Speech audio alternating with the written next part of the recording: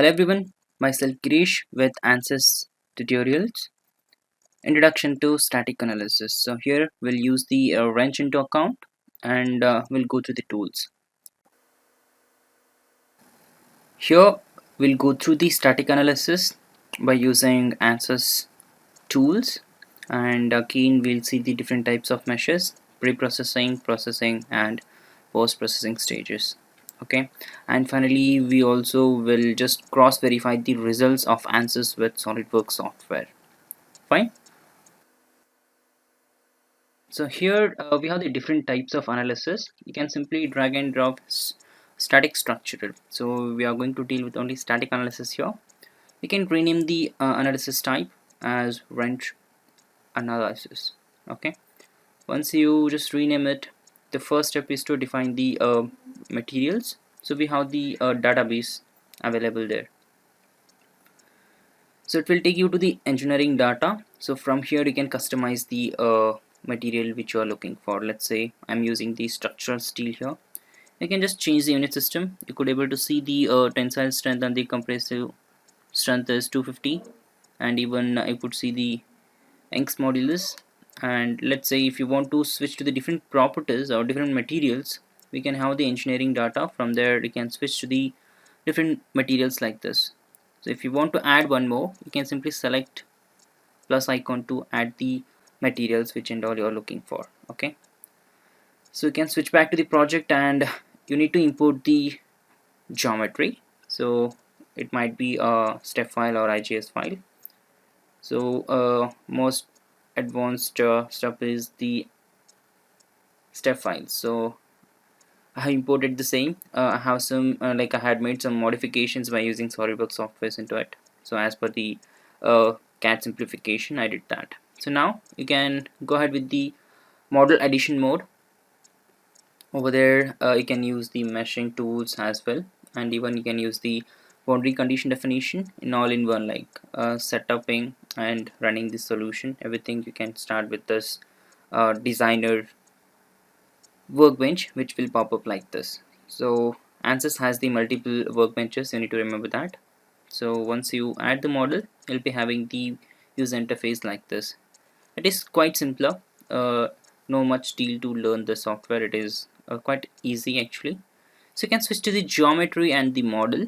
So there you have the material. So assignment, you can see we have the structural steel already assigned, and stainless steel which we have added, that is also present. If you want to add it and add the new material, you can use the options there.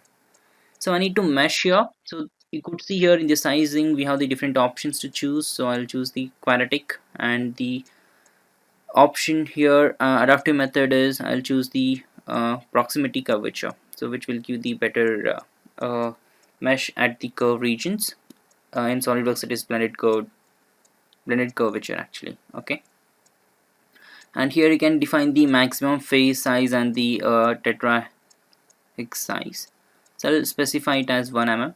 Okay, so here also I'll change it maximum tet size as 1, and even you can change the growth rate. I prefer 1.2. Actually industry standards go ahead with the 1.2 growth rate, remember that. So once you are done with that, you can simply mesh the model to just see how exactly the mesh has been distributed. So accordingly it will take some time because I'm using the less specification system. Fine, so you could see the mesh is very fine. That's okay for us. So you can just define the pre-processing stages like supports. I'll use the fixed support here. You could see there are different types of supports are available.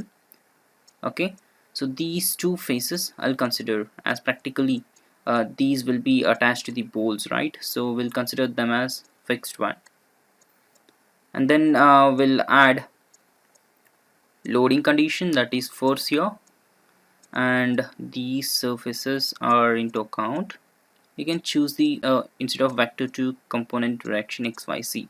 So along Z it should be 30 kg approximately. I'll add 300 Newton into account.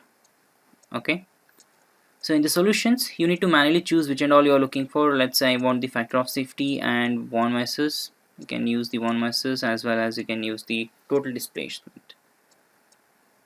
Okay, that is deformation here.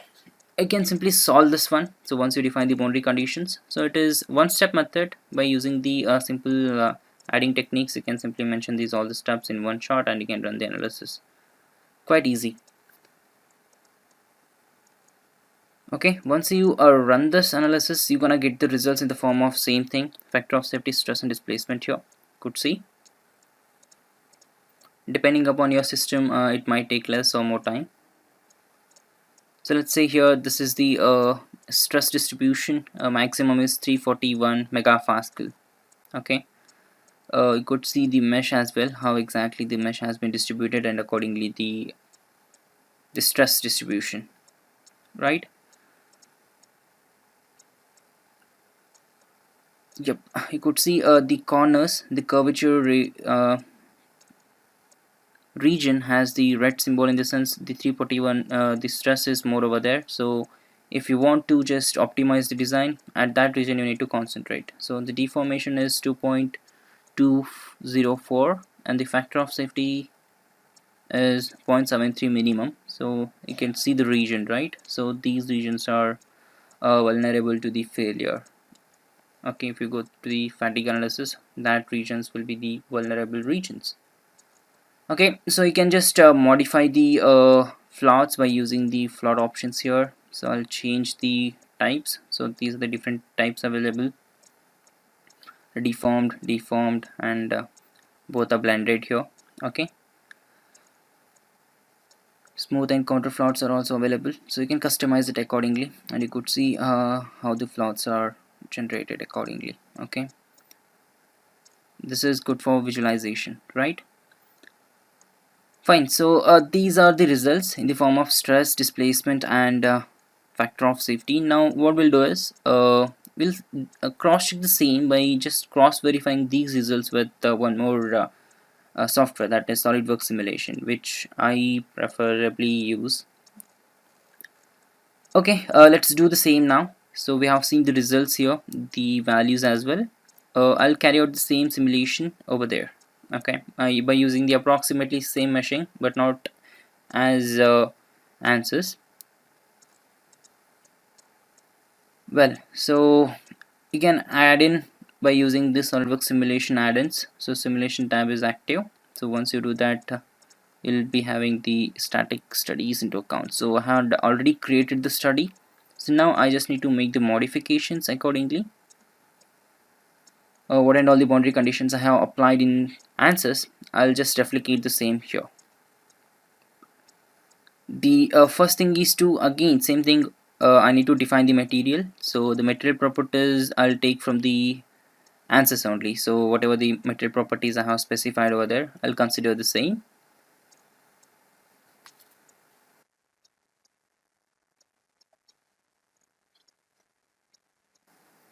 Yep, so if you want, you can just recreate the mesh. So it is blended curvature based 1 mm, no issues for me. Later on I can customize it. First, the loading condition, force is 30 kg here. I need 300 Newton because I want to cross verify the same things. So I'll mention the same boundary condition and the loading conditions. 300 Newton, which is equal to 30 kgs. And material here, I had applied alloy steel which has 620 megapascal yield strength, but I need the structural steel.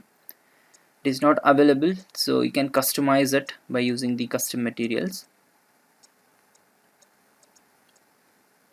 It is custom plastics. Let's say I'll copy any of this material now. The stainless steel is fine. You can simply use copy option, and here you can create a new tab. Not a library actually. I need a category here. I'll select the new category and I'll define the name. Structural steel you can mention. So once you create the category, you can simply add a material, simply paste it into this. So once you paste it, again rename this by using rename option, structural steel. The properties are as same as that of answers, which I am considering here to just showcase the same thing here. Okay, elastic modulus is same. You can change the unit system to MPa to cross check the same. So Poisson's ratio is 0.3 there. I'll mention the same. Next thing is the yield strength and the compressive strength and tensile strength I need to mention.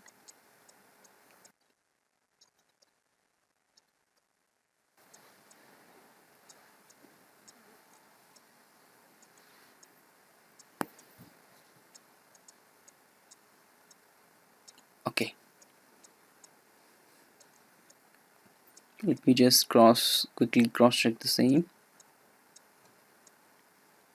Tensile strength is 250 megapascal. Compressive is also the same, 250. Yield strength is 460 MPa. Yep. The density here is 7850. Yep. And the shear modulus is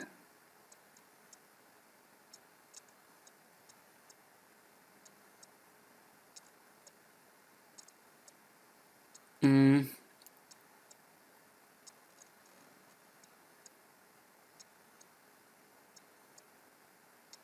okay. It's 7 6, yeah, 925. Once you are done with this, you can simply run the study. As I have defined everything, so it will take hardly less time to just deal with the same. Yep, you could see the results here. The stress, one measure stress is 329. The float is slightly different here. It is in the form of pascals, but we have the 10 megapascal variations, I believe, right? So that is totally depends upon the meshing. Okay, you could see the mesh. It is not as fine as ANSYS. Okay, the displacement is 2.203, it is 2.204 over there, so no much difference. Poisson's ratio is 0.3, it is no issues there. Okay, and the same region, factor of safety is also fine, stress is also fine, but the slight difference is there. You don't need to worry about it, because with respect to the mesh, you can even change the same. Over there the mesh was very fine actually. So let's say if you want to edit the float, you can go ahead with the edit float, and you can just change the float options. So if you want to go through in depth, so I have covered the same thing in SolidWorks simulation tutorials. The same case study I have taken into account, and I had run the study. Over there the model is different and the design is slightly different, so that there you will get the different results. Remember that. Okay, fine. So I'll just customize the charts to general options so that I can just relate the results without any confusion. Yeah, it is 329.92.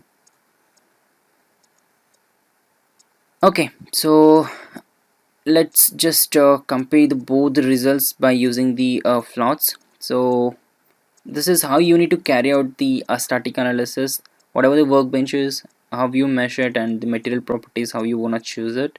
Once you done with that, the floats which you are referring, the factor of safety, stress distribution, and the displacement. The displacement is mainly concerned of the Poisson's ratio. The stiffness matrix will be solved accordingly by using the partial differential equation, that is Fh is equal to delta into mu. Okay, now you could see here SolidWorks versus ANSYS results. So the displacement is 100% perfect, but the stress are slightly different, maybe 5% difference is there due to the mesh. Okay, summary, we have gone through the static analysis by using the ANSYS platform. So we have seen it is quite easy to utilize. We have also seen there are different types of meshes are available, and the pre-processing, processing, and post-processing stages as well. Well, thank you all for joining this session. Keep supporting, stay tuned. Thank you.